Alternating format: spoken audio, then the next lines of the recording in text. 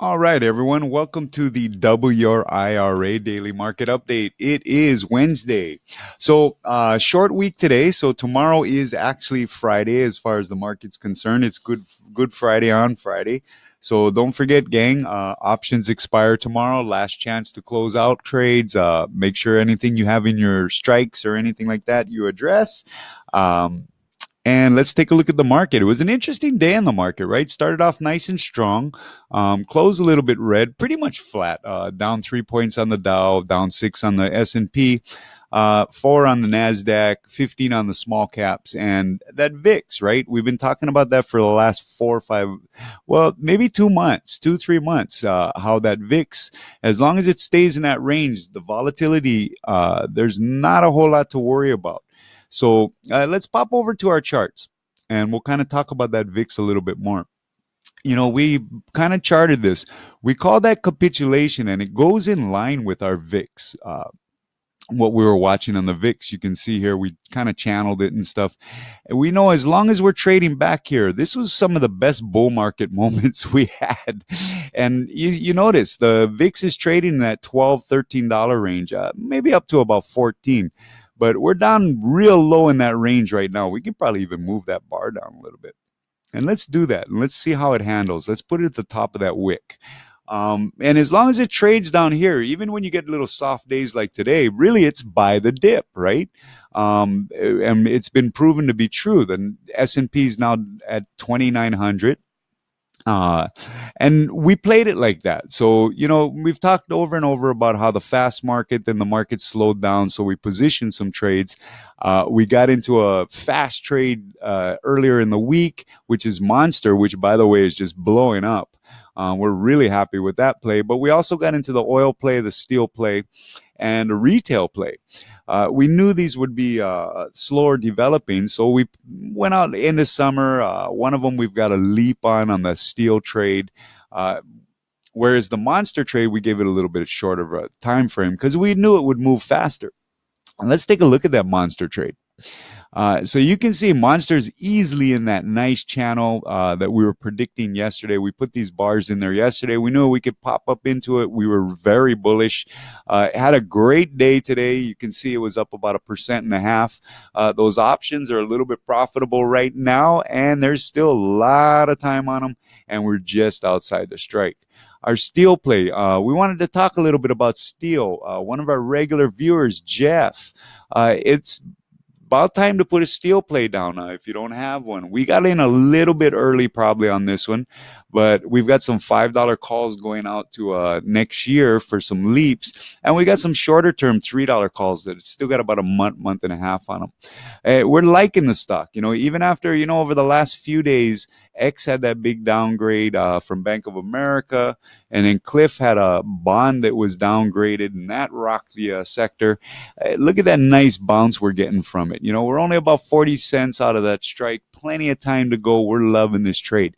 For guys like the steel bugs out there like Jeff, now find your favorite steel stock. Not sure what it is. The idea is US Steel, which is X, Nucor, Cliff. We like AKS. But go out there and find your favorite and maybe find a position in it.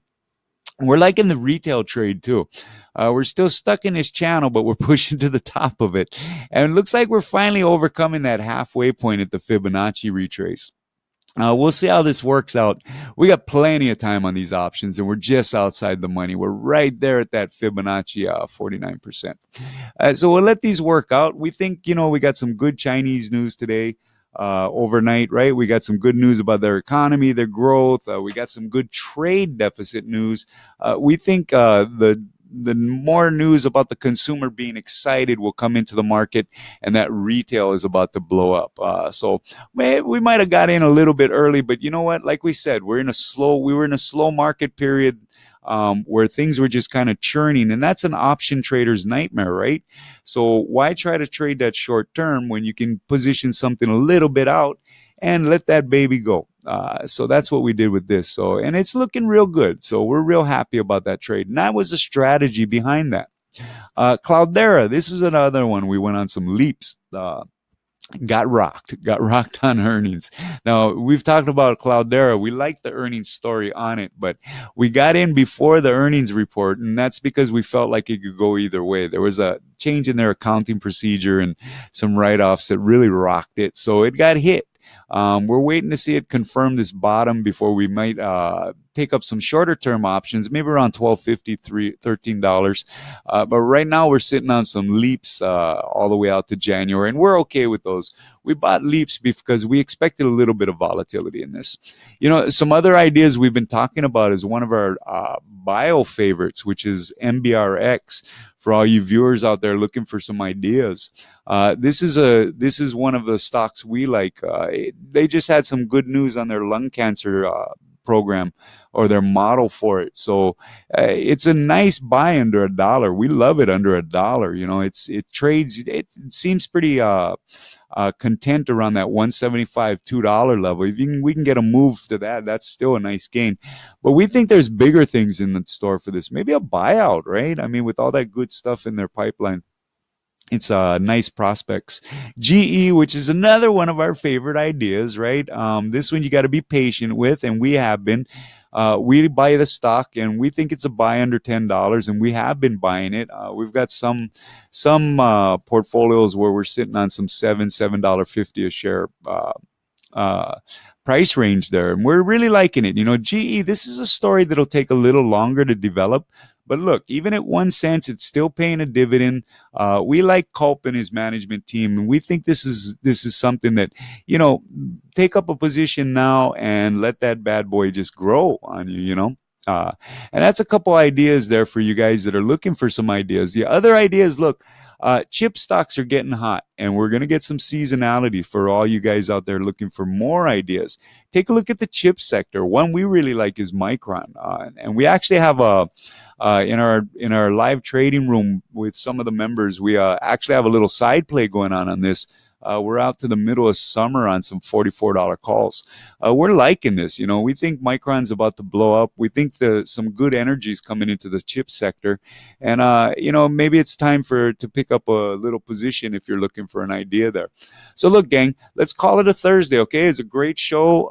Hope we were able to share some good ideas with you. We still like the market to be bullish. That's a nice tap. That's a nice print at 2,900 for the S&P 500 after a little struggles today. Really, it was a flat market, not much going on besides earnings. We've got some more earnings coming out in the morning. I believe we got Alcoa and stuff in the morning, so we'll see how that shakes into the market. But don't forget, there's no market on Friday, and we'll be back tomorrow after the market with more great ideas and more analysis of the market. All right, gang.